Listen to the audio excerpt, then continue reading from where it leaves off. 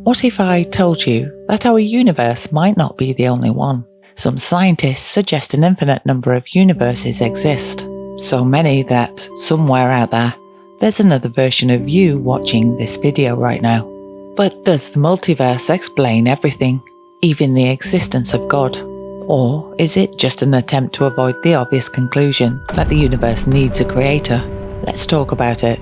The multiverse is the idea that our universe is just one of many, perhaps even infinitely many, parallel universes. It's a fascinating concept, and it's often used to argue that we don't need God. After all, if there are infinite universes, maybe one just happened to have the right conditions for life by chance. But is this really a scientific explanation, or just wishful thinking? Let's look at 3 popular multiverse theories, and why they don't remove the need for an ultimate cause. Some physicists suggest that every quantum event creates a new universe. In this view, every time you make a decision like choosing tea over coffee, a new universe branches off where you choose the other option. Imagine flipping a coin. Instead of landing on heads or tails, in this theory, the universe splits, creating one reality where it lands on heads and another where it lands on tails. There's no evidence these other universes exist. Even if they did, they wouldn't explain why there's a system in place to generate them. You still need an ultimate cause to explain where this quantum system came from. Another idea is that different bubble universes constantly form with a vast cosmic landscape. Each universe might have different physical laws, and we just happen to be in one that allows life. Imagine turning on the bathtub faucet, but never shutting it off.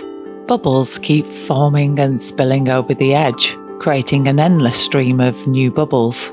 Some bubbles pop instantly, while others last longer. This is how some physicists describe the multiverse universes are constantly forming, and we just happen to be in the one that works. What turned on the faucet? A system that endlessly produces universes still needs an explanation. The laws that govern bubble formation have to come from somewhere. Why is there a bathtub at all? The multiverse doesn't explain where everything ultimately came from. It just pushes the question back one step.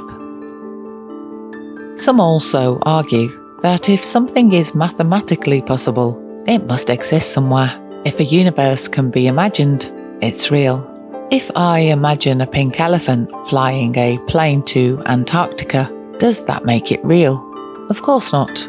Just because something can be conceived mathematically doesn't mean it actually exists.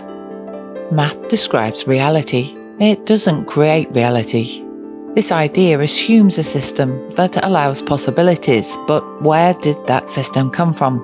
Again, it fails to explain existence itself. Even if the multiverse were real, it wouldn't remove the need for a creator. A multiverse would still be a system with rules, and where did those rules come from?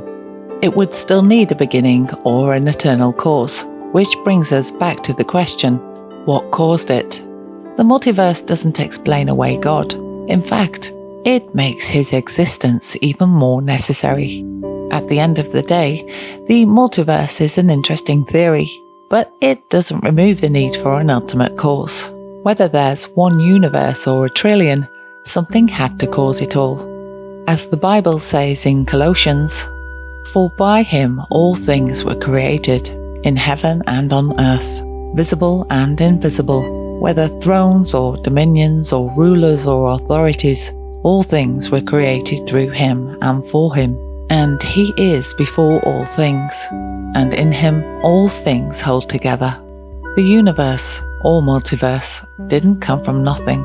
It came from God. This video is part of my mini-series on many folks' objections to God. In my next episode, I'll tackle a huge question. Could the universe be eternal? And does an infinite past remove the need for a creator?